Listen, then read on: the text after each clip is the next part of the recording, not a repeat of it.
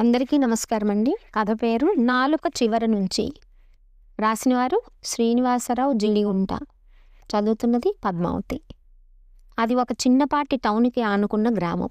అందులో పౌరోహిత్యం చేసుకుంటున్న సకల శాస్త్రాలు చదివిన సోమయాజులు గారు, అతని భార్య రుక్మిణి, ముగ్గురు కొడుకులతో అద్దె ఇంట్లో ఉంటున్నారు. సోమయాజులు గారు ఆ గ్రామంలో మరియు టౌన్కి కూడా వెళ్ళి అన్ని రకాల కార్యక్రమాలు అంటే పెళ్ళిళ్ళు, వ్రతాలు, గృహప్రవేశాలు చేయిస్తూ పిల్లల్ని చదివించుకుంటున్నాడు. అలా అని బీదవాడు కాదు.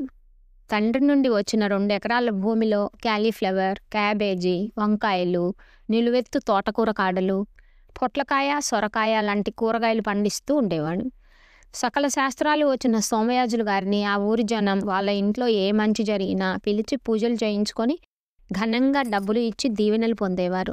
సోమయాజులు గారు శనివారం సాయంత్రం తన తోటకు వెళ్ళి అన్ని రకాల కూరగాయలు కోసుకొని ఇంటికి తీసుకొని వచ్చి ఆదివారం ఉదయం కూరగాయల సంచులు అరుగు మీద పెట్టుకొని ఆ దారిన వెళ్ళే వారిని పిలిచి, ఈ కూరగాయలు మా తోటలో కాసినవి ఆర్గానిక్ కూరగాయలు, మీ ఇంట్లోకి ఎన్ని అవసరమో చెప్పండి అంటూ వాళ్ళకి పంచిపెట్టేవాడు. కొంతమంది డబ్బులు ఇవ్వబోతే తీసుకోకుండా, పర్వాలేదు, ఆరోగ్యవంతమైన మా కూరగాయలు మాతో పాటు మీరు తినండి, అదే నాకు సంతోషం అనేవాడు. ఎందుకండి ఉదయం లేచి కూరగాయలు అమ్మేవాడిలా అందరినీ పిలిచి ఇవ్వటం, పెద్ద బజార్లో షాపు వాళ్ళకు చెప్తే అంతో ఇంతో ఇచ్చి తీసుకొని వెళ్తారుగా అంది రుక్మిణి. తినే కూరగాయలు అమ్ముకునే కర్మ మనకెందుకు? నా సంపాదన మనకి చాలు. మా నాన్న ఇచ్చిన భూమిలో సరదాగా వేసిన మొక్కలకి వచ్చిన కూరగాయలు కూడా అమ్ముకోవాలా? నలుగురికి కూరగాయలు పంచుతున్నప్పుడు ఉన్న ఆనందం అమ్ముకుంటే రాదు అన్నాడు సోమయాజులు. ఏమో మీ చేదస్తం, ఎక్కడికి వెళ్ళినా నన్ను ఆ కూరగాయలు ఇచ్చే వాళ్ళ ఆవిడ అంటున్నారు. చివరికి నా పేరు నేనే మర్చిపోతానేమో అని భయంగా ఉంది అంది మంగళవారం పూజల కోసం శనగలు నానబోస్తూ. ముగ్గురు పిల్లల ఉద్యోగాలు హైదరాబాద్లో వచ్చాయి. సోమయాజులు గారి పెంపకంలో పెరగటంతో, పెళ్లిళ్ళ గురించి తమ తల్లిదండ్రులకే బాధ్యత అప్పగించటంతో మంచి సంబంధాలు చూసి ముగ్గురు పిల్లల పెళ్లిళ్ళు చేసేశాడు సోమయాజులు గారు. కోడళ్ళ ఆస్తులు చూడకుండా గుణం ముఖ్యం అనుకొని మధ్యతరగతి కుటుంబాల్లో సంబంధం కలుపుకున్నాడు. ఏడాదికి 2-3 సార్లు రుక్మిణి కొడుకుల దగ్గరికి వెళ్ళి 1 నెల ఉండొచ్చేది. సోమయాజులు గారికి వృత్తిలో ఖాళీ ఉండేది కాదు. ప్రతిరోజు ఎక్కడో అక్కడ వ్రతం లేదా ఉపనయనం, పెళ్ళి లాంటివి ఉండటం వల్ల భార్య కొడుకుల దగ్గరికి వెళ్ళినా భోజనానికి ఇబ్బంది ఉండేది కాదు. ఏ శుభకార్యం లేకపోతే తనే వండుకొని తినేవాడు. వంట చేయటంలో ఆయన తర్వాతే ఆడవాళ్ళైనా. రోజులు సవ్యంగా జరుగుతున్నాయి. ఒక రోజున భర్తకి భోజనం పెట్టి విసురుతో, ఏమండి, పౌరోహిత్యంలోకి యువకులు వచ్చేశారు. పూర్వం ఉన్నట్లు ఇప్పుడు మీరు అంత బిజీగా లేరు. వయసు కూడా మీద పడింది. ఇంకా ఆ కూరగాయల తోట అంటూ తిరగటం, ఇలా అద్దె కట్టుకుంటూ అద్దె ఇంట్లో ఉండటం ఎందుకు చెప్పండి? పిల్లల డబ్బులు నాకక్కర్లేదు. నిన్ను నన్ను పోషించగల శక్తి నాకు ఉంది అని అంటారు. అందుకే నా మాట విని ఆ 2 ఎకరాలు అమ్మేసి వచ్చిన డబ్బుతో ఇల్లు కొనుక్కొని కొంత బ్యాంకులో వేసుకుంటే వడ్డీతో మన శేష జీవితం గడిపేయవచ్చు. ఆలోచించండి అంది రుక్మిణి. భార్య వంక ఒకసారి చూసి, నిజమే, నాకు ఈ మధ్య మంత్రం చెప్తున్నప్పుడు కొద్దిగా ఆయాసం వస్తుంది. మంత్రం మధ్యలో ఆగితే దోషం. అయినా ఆ స్థలం మా నాన్న ఇచ్చింది. రేపు పిల్లలు మా తాతయ్య ఇచ్చిన పొలం మా నాన్న అమ్మేసుకున్నాడు అనుకుంటే బాగుండదు అన్నాడు. మీ చేదస్తం కానీ పిల్లలు ఈ పల్లెటూరు వచ్చి ఈ పొలం చూసుకుంటారా? మన తర్వాత అయినా అమ్మేస్తారు. అదే మనమే అమ్ముకొని మామగారు ఇచ్చిన దానికి మనం సుఖపడాలి. ఆ తర్వాత పిల్లలే అమ్ముకుంటారో నాన్నగారి ఆస్తిని ఉంచుకుంటారో వాళ్ళ ఇష్టం. సరే, నీ ఇష్టం.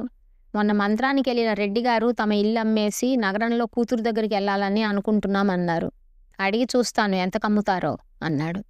పాతిల్లు కొనటం ఎందుకండి, కొత్త ఇల్లు కొనుక్కుందాం, ఆ వైపు ప్రయత్నించండి అంది. ఇప్పుడు పల్లెటూరులో కొత్త ఇల్లులు ఎవరు కడుతున్నారే? అందరూ పట్నం పోతున్నారు. ఏదో ఇల్లు కొనుక్కొని సొంత ఇల్లు ఉంది అనిపించుకోవాలి అంతే అన్నాడు సోమయాజులు గారు. ఆ రోజు సాయంత్రం రెడ్డి గారింటికి వెళ్ళాడు సోమయాజులు గారు. ఆయన్ని చూసి రెడ్డిగారు లేచి బయటకు వచ్చి, నమస్కారం పంతులు గారు, రండి అంటూ లోపలికి తీసుకొని వెళ్ళి కూర్చోబెట్టాడు.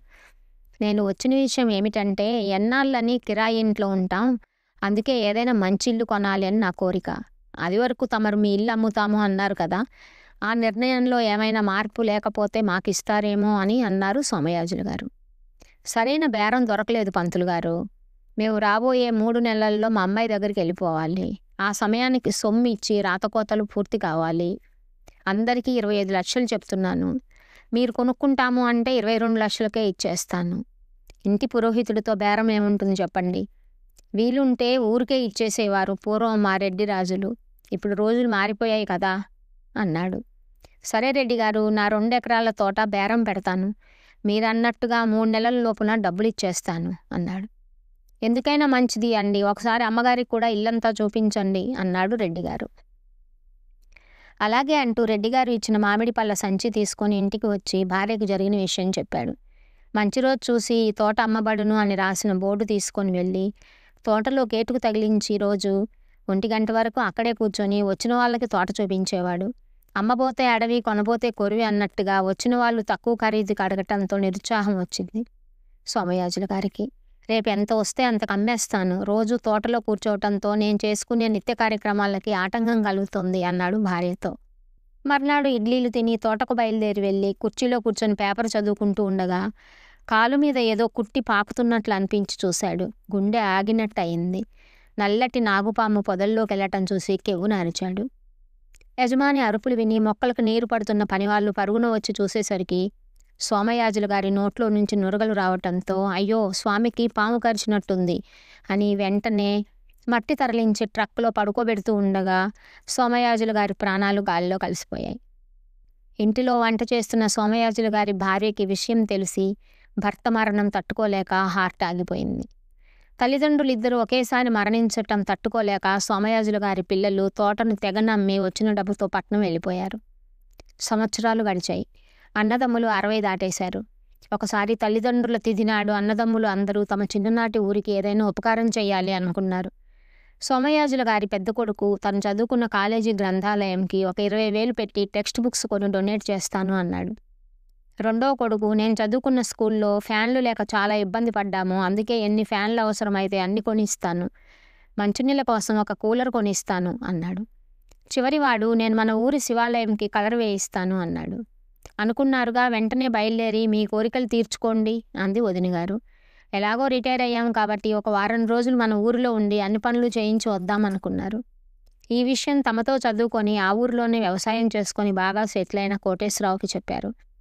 చాలా సంతోషం, మీరు వచ్చి మా ఇంట్లోనే ఉండాలి, మేడ మీద ఉన్న గదులు మీకోసం సిద్ధం చేయిస్తా అన్నాడు. అనుకున్నట్లుగా తాము పుట్టి పెరిగిన ఊరికి చేరుకున్నారు. చిన్ననాటి స్నేహితుడు స్టేషన్కి కారు పంపించటంతో శ్రమ లేకుండా బయలుదేరారు.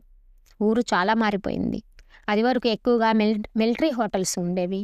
ఇప్పుడు అన్ని పెద్ద పెద్ద భవనాలు, సినిమా హాల్స్, రోడ్డు కూడా విశాలంగా ఉన్నట్లు ఉండటంతో అబ్బాయి మనం మన ఊరికే వచ్చామా అని అడిగాడు తమ్ముణ్ణి. ఎప్పుడో 30 ఏళ్లకు ముందు ఈ ఊరు వదిలిపెట్టి వెళ్ళిపోయాం, మార్పు సహజం అన్నాడు తమ్ముడు. కోటేశ్వరరావు ఇల్లు అప్పట్లోనే డాబా, ఇప్పుడు 3 అంతస్తుల మేడ. కారు చప్పుడు వినగానే కోటేశ్వరరావు ఎదురు వచ్చి స్నేహితులను లోపలికి తీసుకుని వెళ్ళాడు. మొదటి అంతస్తులో ఉన్న 3 గదులు చూపించి, ఇదిగోరా మీ ముగ్గురికి 3 గదులు, ఫ్రెష్ అప్ అయి కిందకి రండి, టిఫిన్ రెడీ అవుతుంది లోపు అన్నాడు కోటేశ్వరరావు. అబ్బాయి, శివాలయంకి కలర్ అంటే వారం పట్టవచ్చు, అందుకే ముందు నీ పనితో మొదలుపెట్టి తర్వాత స్కూల్ కాలేజీకి వెళ్దాం అని అన్నగారు చెప్పటంతో సరే అని శివాలయంకి బయలుదేరారు. తాము వెళ్ళిన చోట పెద్ద గుడి రంగురంగు కలర్స్తో మెరిసిపోతోంది. బాబు, ఇక్కడ శివాలయం ఉండాలి కదా, అది ఏమైంది అని అడిగారు. అతను ఒక్కసారి విచిత్రంగా చూసి, అదే ఈ గుడి, 10 సంవత్సరాల నుండి గవర్నమెంట్ వారు నిర్వహించటంతో గుడి బాగుపడింది అన్నాడు. అదివరకు గుడి గుమ్మంలో కడుగు పెట్టగానే గర్భగుడి, శివుడు కనిపించేవారు. ఇప్పుడు లోపలికి చాలా దూరం నడిచిన తర్వాత గుడి మండపం లోపల పూజారి గారు చాలామందిని కూర్చోబెట్టి అభిషేకం చేస్తున్నారు. హడావుడి తగ్గిన తర్వాత పూజారి గారిని అడిగాడు సోమయాజుల గారి పెద్ద కొడుకు. అయ్యా, మేము ఈ ఊరి వాళ్ళం, 30 సంవత్సరాల ముందు ఇప్పుడు పట్టణంలో ఉంటున్నాం. ఈ గుడిలో శంకరాచార్య అని పెద్ద పూజారి ఉండేవాళ్ళు, వాళ్ళ అబ్బాయి కైలాష్ మాతో చదువుకున్నాడు, వాళ్ళ గురించి మీకేమైనా తెలుసా అన్నాడు. పూజారి ఒకసారి వీళ్ళని పరిశీలనగా చూసి, మీరు సోమయాజుల పంతులు గారి పిల్లలుగా, నువ్వేను కదూ అన్నాడు సోమయాజుల గారి పెద్ద కొడుకును గుర్తించి. అవును, అయితే నువ్వు కైలాష్ అన్నమాట, చాలా సంతోషంరా, పూజలు మీ శిష్యుడికి అప్పగించి అలా కూర్చొని మాట్లాడుకుందాన్రా అని ఆప్యాయంగా చెయ్యి పట్టుకొని తీసుకెళ్ళాడు. మీ నాన్నగారు ఈ గుడి పూజారిగా ఉన్నప్పుడు జనం లేక చెట్లు గబ్బిలాలతో ఉన్న ఈ గుడి ఇప్పుడు లైట్స్, కలర్స్, క్యూ లైన్స్తో గుర్తుపట్టలేనట్టుగా ఉంది అన్నాడు వేణు. అవునరా, అవి పాత రోజులు. ఈ గుడి పురాతనమైంది అవటంతో గవర్నమెంట్ వారు కొంతమంది దాతల సహాయంతో ఈ విధంగా డెవలప్ చేశారు. ఇప్పుడు నేను కూడా గవర్నమెంట్ ఎంప్లాయీనే అన్నాడు నవ్వుతూ. మిగిలిన విషయాలు మాట్లాడుకొని తర్వాత పరమేశ్వరుడి దర్శనం చేయించి ముగ్గురికి 3 కొబ్బరి చిప్పలిచ్చాడు పూజారి గారు. సోమయాజులు గారి 3వ అబ్బాయి హుండీలో 500, హారతి పళ్ళెంలో 500 వేసి పదండి అంటూ బయటకు బయలుదేరాడు. బయటకొచ్చిన తర్వాత అన్నగారు అడిగారు, అదేమిట్రా గుడికి ఏదో ఖర్చు పెట్టి ఈ ఊరు రుణం తీర్చుకుందాం అన్నావుగా, 1000 రూపాయలతో సరిపెట్టేశావు అన్నాడు. గవర్నమెంట్ తీసుకున్న గుడికి మనం ఏం చేయగలం అన్నయ్య అన్నాడు. అలాగే స్కూల్కి వెళ్ళి చూస్తే అదివరకు ఉన్న చోట స్కూల్ లేదు. ఇక్కడ స్కూలు ఉండాలి, ఏమైంది అని అడిగితే అక్కడికి దగ్గరలో ఉన్న చింతల తోపులోకి మార్చారు అని తెలుసుకొని చిన్నప్పుడు ఆ తోటలో ఉయ్యాల వేసుకొని ఆడుకునే వాళ్ళం అనుకుంటూ వెళ్ళి చూశారు. అదివరకు పాకలలో ఉన్న క్లాస్ రూమ్స్ ఇప్పుడు పెద్ద బిల్డింగ్లోకి వచ్చేసాయి. హెడ్ మాస్టర్ గది కూడా బాగుంది. తాము స్కూల్ తరగతికి ఒక ఫ్యాన్ పెట్టిద్దామని వచ్చాం. అయితే ప్రతి క్లాస్లో 2 ఫ్యాన్స్ తిరుగుతున్నాయి. ఇక మనం ఫ్యాన్స్ ఇవ్వటం ఎందుకు అనుకున్నాడు. వీళ్ళు స్కూల్కి ఏదో డొనేషన్ ఇవ్వటానికి వచ్చారు అని తెలిసి, మీరు నా రూమ్లో ఏసీ పెట్టించండి అన్నాడు హెడ్ మాస్టర్. ఏసీ గురించి మేము అనుకోలేదండి, అయినా ఇక్కడ ఇంకో వారం ఉంటాం, ఏసీ విషయం ఆలోచించి మీకు తెలియపరుస్తాం అని బయటకు నడిచారు. కాలేజీ దగ్గరికి వచ్చిన 3 అన్నదమ్ములు తెల్లబోయారు. వెలవెలబోతున్న కాలేజీ, వెలిసిపోయిన గోడలు చూసి తాము చదువుకున్నప్పుడు సైకిల్ పెట్టుకోవటానికి కూడా చోటు ఉండేది కాదు. ఇప్పుడు 10 స్కూటర్లు మాత్రం కనిపించడం లేదు. లోపలికి వెళ్ళి ప్రిన్సిపాల్ గారిని కలిసి తమ గురించి చెప్పి కాలేజీ గ్రంథాలయంకు డిగ్రీ చదివే స్టూడెంట్స్ కోసం ఒక 10,000 ఖర్చు పెట్టి టెక్స్ట్ బుక్స్ డొనేట్ చేద్దామని వచ్చాం అన్నారు. ప్రిన్సిపాల్ గారు ఒక వెర్రినవ్వు నవ్వి, ఇప్పుడు డిగ్రీ చేసే వాళ్ళు ఎవరున్నారు, అందరూ ఇంజనీరింగ్కి వెళ్ళిపోతున్నారు. ఇప్పుడు మా కాలేజీలో బీకాంలో 10 మంది, బీఏలో 10 మంది మాత్రమే ఉన్నారు. వాళ్ళ కోసం 10 మంది లెక్చరర్లు, వాళ్ళకి జీతం గంటకి ఇంత అని ఇస్తున్నాం. మీరు చదువుకున్న కాలేజీకి ఏదైనా ఉపకారం చేయాలి అనుకున్నారు కాబట్టి 1,00,000 రూపాయలు డొనేట్ చేయండి, ఈ నెల జీతాలకు సరిపోతుంది అన్నాడు. సోమయాజుల గారి పెద్ద కొడుకు గుండె గుబేలుమంది. సార్, మేము చిన్న స్టేజ్ నుంచి ఈ స్టేజీకి వచ్చాం. లక్షలంటే కష్టం.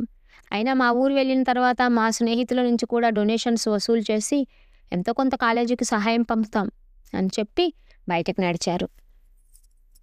ఇక ఈ ఊర్లో వారం రోజులు ఉండి ఏం చేస్తాం, రాత్రి బస్కి వెళ్ళిపోదాం అన్నాడు అన్నగారు.